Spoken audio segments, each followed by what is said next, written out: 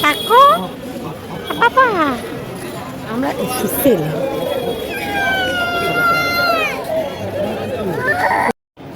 যে ব্যক্তিগত ফটোটা নিতে হবে OnePlus।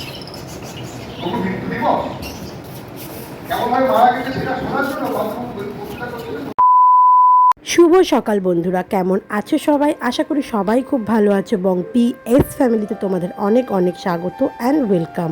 হ্যাঁ, আমরাও খুব ভালো আছি। আর আরেকটা দিনে তোমাদেরকে অনেক অনেক স্বাগত। আর আজকে কিন্তু সেই গুড ফ্রাইডে, তাই তোমাদেরকেও গুড ফ্রাইডের অনেক অনেক অভিনন্দন।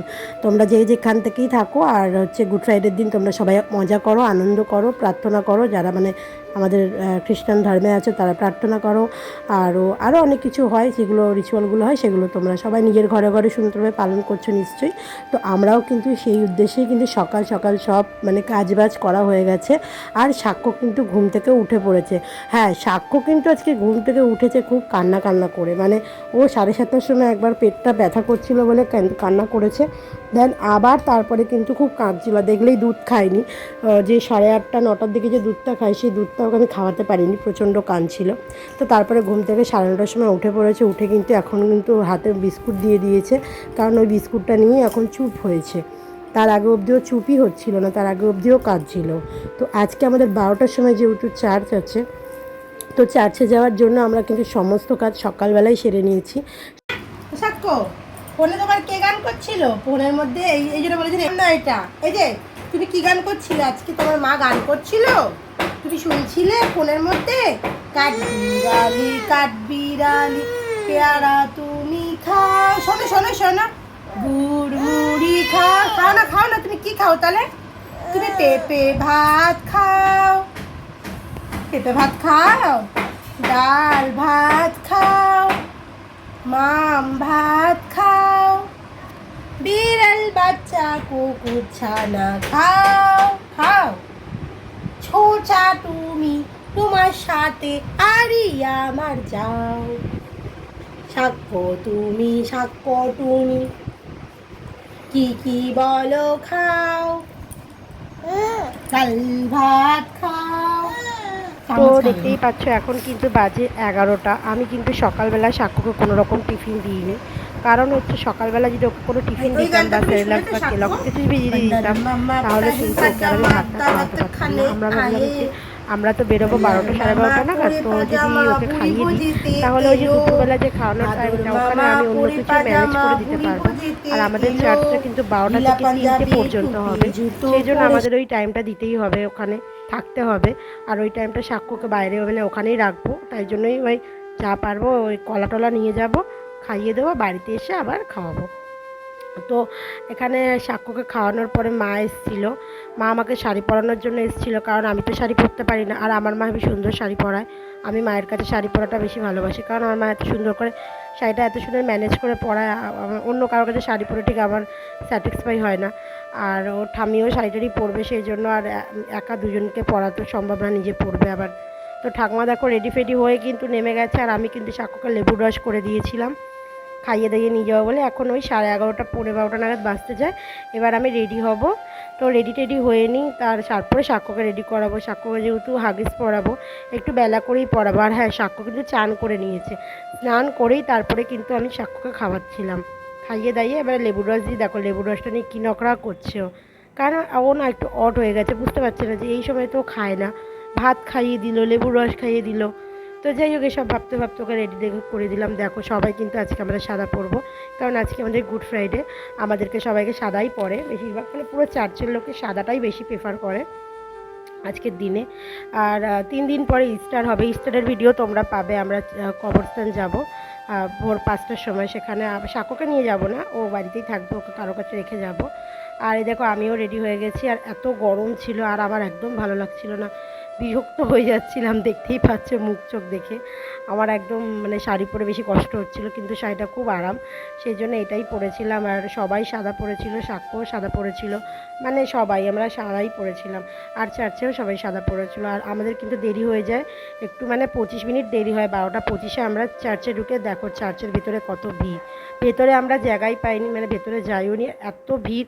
বাইরে লোকে বসে আছে, পুরো চার্চ ফুল আছে, আর এই জন্য আমরা বাইরের দিকটাতেই বসবো, মানে এখানেও বসারই জায়গা, অসুবিধা হবে না, সেই জন্যই ওখানে বসবো আমরা। আর এখানে তাহলে চলে এসেছি আমরা, তো আর ভেতরে জায়গা পেলাম না, এই জন্য বাইরে বসলাম। আর বাইরে বসে সুবিধাই হয়েছিল, কারণ সাক্ষ্য একটু খেলতেও পারছিল খোলাবেলায়, আর একটু লোকটাও কম ছিল, আর পাখার হাওয়াটাও গায়ে লাগছিল।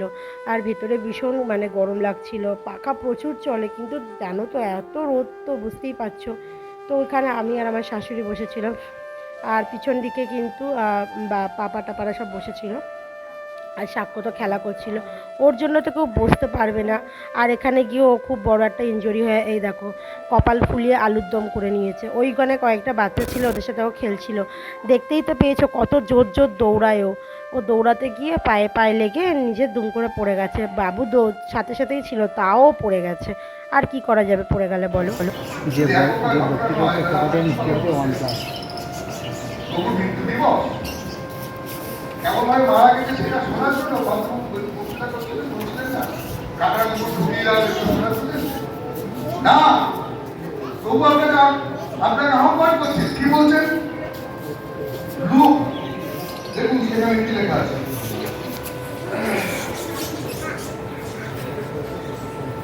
লুকে 11:23 বলে কি লেখা আছে দেখুন, তবু আপনাকে আহ্বান করছেন। কি বলছেন? যে আমার সপক্ষ নয় সে আমার বিপক্ষ, এবং যে আমার সাথে উড়ায় না সে ছড়ায় না। আপনি সব ছড়িয়ে দেন, আমি কিছু নেই। এখানে কিন্তু সাক্ষ্য দেখলে ঘুমিয়েই পড়েছে, ও একটু ব্যথা পেয়েছিল, তারপর ওকে আমি আর বাইরে নামতে দিইনি, আমার কোলে রেখে দিয়েছিলাম, আর একটু গান চালিয়ে দিয়েছিলাম ফোনে আস্তে করে, তারপর এসেও ঘুমিয়ে পড়ে। আর আইস দিয়ে আমরা একটু ওরকম মাথাটা শেক করে দিয়েছিলাম, কারণ অনেকটা ফুলে উঠেছিল, এখন একটু ঠিক আছে। আর উনি বক্তব্য দিচ্ছিলেন, দেখলেন খুব সুন্দর প্রচারটা করছিল, পঞ্চম বাণী বলছিল। আর ওনার কিন্তু শরীরটা একটু খারাপ ছিল, তারপর কিন্তু ওনার ভালোই একটু শরীরটা খারাপ করে দেন, তারপরে উনি বোধহয় বাড়ি চলে যায়, ওনার মানে স্টাফদের সাথে নিয়ে বাড়ি চলে যায়।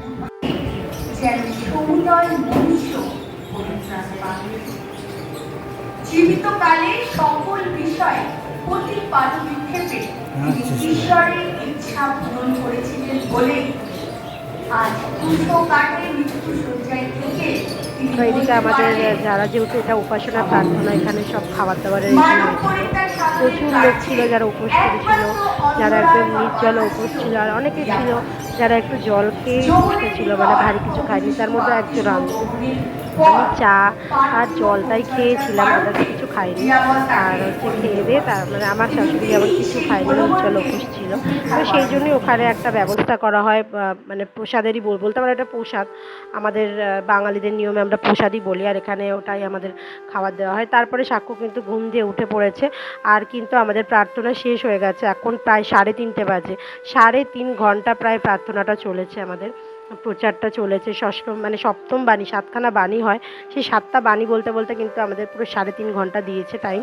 আর খুবই সুন্দর সুন্দর করে বাণীগুলো বলেছে, যারা যারা বাণীগুলো বলেছে তারা খুবই সুন্দরভাবে প্রচার করেছে, তাদেরকে অসংখ্য মন থেকে ধন্যবাদ এত সুন্দর করে বলার জন্য, আর শেখানোর জন্য, বোঝানোর জন্য। দেন তারপরে এই শরবত, একটু ফল ব্যবস্থা করা হয়েছিল, আর সেইগুলোই সবাই লাইন দিয়ে নিজের মতন করে পরিষ্কার পরিচ্ছন্নভাবে নিচ্ছিল। আমরা কিন্তু নিয়েছিলাম, আর আমার সাক্ষ্যর আর খিদে পেয়ে গেছিলো ঘুম থেকে উঠে, ওকে মাঝখানে আমি কলা দিয়েছিলাম, লেবুর রস দিয়েছিলাম, তো ঘুমিয়ে পড়েছিল। ঘুম থেকে ওঠার পর ওর প্রচুর খিদে পেয়ে যায়, একটু শরবত খাওয়াচ্ছিলাম আমরা।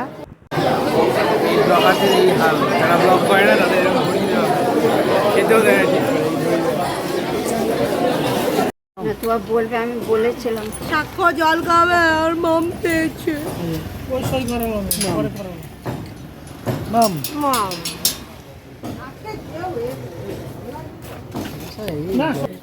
তো বাড়িতে এসে কিন্তু আগে ওকে একটু ফ্রেশ করে দিলাম, মানে ফ্রেশ করাবো, দিয়ে তারপরে একটু ঘুম টুম পাড়াবো। তো যাই হোক, ও আর ঘুমায় না। আর আমি কিন্তু এবার সন্ধেবেলা, এখন বাজে 8টা প্রায়, আমরা কিন্তু সাক্ষ্যকে আবার টিফিন করিয়ে দিয়ে আমরা বেরিয়ে পড়েছিলাম আবার একটু সেলের উদ্দেশ্যে, মানে একটু দেখতে গেছিলাম কেমন কি সেল বসেছে। আমাদের গোড়াবাজারেই সেল বসেছে, খুব সুন্দর, অনেক মানে জিনিস বসেছে, কিন্তু লোকজনের ভিড়টা এখন একটু কম আছে। কারণ এখন যেহেতু আজকে 29 তারিখ, এই সময়টা একটু ভিড়টা কম থাকে মাসের লাস্টের দিকে, হয়তো প্রথম দিকে ভিড় হবে। আর সবাই বলছিল রবি সোমবার খুব ভিড় হবে, ভাগ্যিস আমরা গেছিলাম। সেখান থেকে কিন্তু সাক্ষ্যর জন্য দুটো জামা নিয়েছিলাম। তোমরা নেক্সট ব্লগে তোমাদেরকে আমি অবশ্যই শেয়ার করবো, কারণ আমি সেই জামাগুলো ধুয়ে দিয়েছি। আর এদিকে বাবুর বেটা আগে আগে চলে যাচ্ছে আমাকে ছেড়ে। আগে আমরা গেছিলাম গোড়াবাজারের ভেতরে, এটা আমাদের গোড়াবাজারই বলে। তো ভেতর দিয়ে গিয়ে আগে আমার কিছু জিনিসপত্র দরকার ছিল খাবারের, সেগুলো নিয়ে নিয়েছি। আর আমি কিন্তু এই দিদিটার দোকান থেকে প্রচুর মানে প্রায় 2-3 বছর হয়ে গেছে এনার কাছ থেকেই আমি মাল নিই। যে আমার সারা মানে মাসে টুকটাক যে খাবার দাবারগুলো লাগে, ছোটো ছোটো স্ন্যাক্স যা দরকার আমার সামগ্রী, আমি কিন্তু ওনার কাছ থেকেই নিতে যাই। আর আমি ঘরে যেহেতু ধূপ একটু জ্বালাই, সেই জন্য একটা ধূপ আমি সবসময় নিয়ে আসি। আর খুব সুন্দরওয়ালা গন্ধওয়ালা ধূপ আমার ভালো লাগে, মানে খুব কড়া গন্ধ না, ভালো গন্ধওয়ালা ধূপ ভালো লাগে। আর এদিকে কিন্তু আমি সাক্ষ্যর জন্য এই যে জামাটা দেখছো, এই জামারই অন্য একটা ওই যে পিচ কালারের জামা টাইপের, ওর জন্য একটা নিই। আর সাদা রঙের একটা জামা নিই। খুব ভালো দিদিটা, সুন্দর সুন্দর জামা বিক্রি করছিল। আর ওনার কাছে আমি বলেও এসেছি ছেলের জন্য একটু স্যান্ডো গেঞ্জি এনে দিতে। ওই যে এখন এখন না নেটওয়ালা যে গেঞ্জিগুলো হয় না, ওটা আমি পাচ্ছিলাম না, তো এখান থেকে আমি পেয়ে যাব। বললো রোববার আসো দিদি, পেয়ে যাবে। তো আমিও রোববারই ভাবছি যাবো, নাহলে রোববার না গেলে সোমবার যাব। মোটামুটি ভিড় ছিল, আমার এই ভিড়েই আমার অবস্থা কাইল হয়ে গেছে। আমার না একদম ভিড়ভাড়টা পছন্দ হয় না, আর ভিড়ভাড়টা জায়গা আমি একদম পছন্দ করি না। আর বন্ধুরা, পিছনে না আমার একটা সাউন্ড আসছে, ব্যাকগ্রাউন্ড সাউন্ড, মানে হচ্ছে আমাদের এখানে কীর্তন হচ্ছে। তো প্লিজ এই সাউন্ডটাকে ইগনোর করো তোমরা। আর আমরা যেহেতু আমি যতটা পাচ্ছি মানে ওটাকে ডাউন করার চেষ্টা করছি, কিন্তু হবে না জানি, কারণ আমি যেই সময়টা ভয়েস দিই সেই সময়টা এখানে কীর্তনটা হয়েই যাচ্ছে। কি করব বলো, আমাকে তো সব কিছু ম্যানেজ করে তারপরে ভয়েস দিতে হয়, এটা তো আমার একটা কাজ। আর এই কাজটাকে আমি খুব ভালোবাসি, সেই জন্য আমাকে সেভাবেই ম্যানেজ করে দিতে হয়। তো যাই হোক, এইদিকে কিন্তু সাক্ষ্যর জন্য জামা প্যান্ট পছন্দ করে নিয়ে নিলাম দুটো সেট, ওই যে দেখতে পেলে হাতে, এই দুটো কিন্তু আমি নিয়ে নিলাম। নেওয়ার পর কিন্তু আমরা খুঁজছিলাম সাক্ষ্যর জন্য জুতো। সেই জুতো খুঁজতে খুঁজতে আমাদের পুরো সময় কেটে যায়। তো তারপরে আমি আমার জন্য একটা জুতো নিই, কারণ আমার মায়াপুরে যাওয়ার দিন আমার জুতোটা ছিঁড়ে গেছিলো। ভালো ভালো বেশ কালেকশান ছিল, কিন্তু টাইম আমাদের কাছে ছিল না। যেহেতু দুপুরবেলায় সাক্ষ্য ওই 4টের সময় এসে আর একদম ঘুমাতে চায়নি, আর ও ঘুমায়ও নি। আর ওকে কিন্তু আমি এই জন্য খাইয়ে দাইয়ে নিয়ে বেরিয়েছিলাম। তো একটু খিদে পেয়েছিল ওর, ভাবলাম যে এটা ওটা না খাওয়াই একটু কেক খাওয়াই, কেকটা তো একেবারে খারাপ না, কেকটা খাওয়ানো যেতেই পারে। তো ওকে একদম মিয়মরে নিয়ে চলে এলাম। একটা পেস্ট্রি নিয়ে আমরা 3জন মিলে খেয়েছি, আমি, সাক্ষ্য, ওর পাপা। মানে সাক্ষ্যকে একটু বেশি দিয়েছিলাম, আমরা লাস্টে অল্প অল্প খেয়ে নিয়েছি, কারণ পুরোটা ওকে খাওয়ালেও তো হবে না না। আর এই যে পিছনে যে দাদাটাকে আমি ঢুকতেই বললাম দাদা ভালো আছো, এই দাদাটাকে কিন্তু আমি বহু বছর হয়ে গেছে চিনি। আমি যখন বিয়ের আগে কাজ করতাম, এই দাদা কিন্তু এই দোকান প্রচুর বছর আগেকার দাদাটা। আর ওই দাদা আমাকে কিন্তু এনে পেস্ট্রি দিত, আমাকে এনে দিত। আমাদের মানে আমি যেখানে কাজ করতাম তার পাশেই ওনাদের বাড়ি ছিল, দাদাটার বাড়িটা। খুব ভালো দাদাটা, আমাকে আগে এনে পেস্ট্রি খাওয়াতো। ওনার বাড়িতে একটা বাচ্চা আছে, মানে দিদির ছেলে, ওই দিদির ছেলেটাও খুব ভালো, ওদের সাথে আমি এখনও কথা বলি, সেই জন্যই আর কি দাদা আমাকে চেনে। তো যাই হোক, দেখো আমরা খুবই ক্লান্ত, আমরা কিন্তু বেরিয়ে পড়েছি বাড়ির দিকে। আর বাড়িতে এসে কিন্তু আমাকে সাক্ষ্যর খাবার রেডি করতে হবে, কারণ ওকে আমি দুপুরবেলা ওই সিদ্ধ ভাত খাইয়েছিলাম, আর রাতে ওকে একটু আমি বানাবো, ডালিয়া বানিয়ে দেবো। দেখেছো মেয়েদের জীবন, আগে আমার মাথায় থাকতো যে আমি ঘুরবো ফিরবো খাবো, কিন্তু আমি তো এখন আর মেয়ে নই, আমি তো এখন একটা মাও হয়ে গেছি না মেয়েদের সাথে সাথে। তো এই জন্য মায়ের কর্তব্য তোমাকে করতেই হবে। আর 5জন ভুলে যেতেই পারে যে তার বাচ্চা না খেয়ে থাকবে বা কিছু, কিন্তু আমি যেহেতু মা হয়েছি আমার তো ভুললে হবে না, আমার ছেলে আমাকে তো খাওয়াতেই হবে। এই জন্য আমি দৌড়ে দৌড়ে এসে, দেখতেই পাচ্ছ আমি জামা কাপড়ও ছাড়ার টাইম পাইনি, আগে ছেলের খাবারটা বানিয়ে দিচ্ছি। তো ভিডিওটা আজকে এখানে এন্ড করছি। সকাল থেকে সারাদিনের ভিডিওটা তোমাদের কেমন লাগলো অবশ্যই জানিও। তো চলো আজকের জন্য টাটা, গুড নাইট, সকলে ভালো থেকো আর সুস্থ থেকো। আর ভালো লাগলে লাইক অ্যান্ড সাবস্ক্রাইব করতে একদম ভুলো না প্লিজ।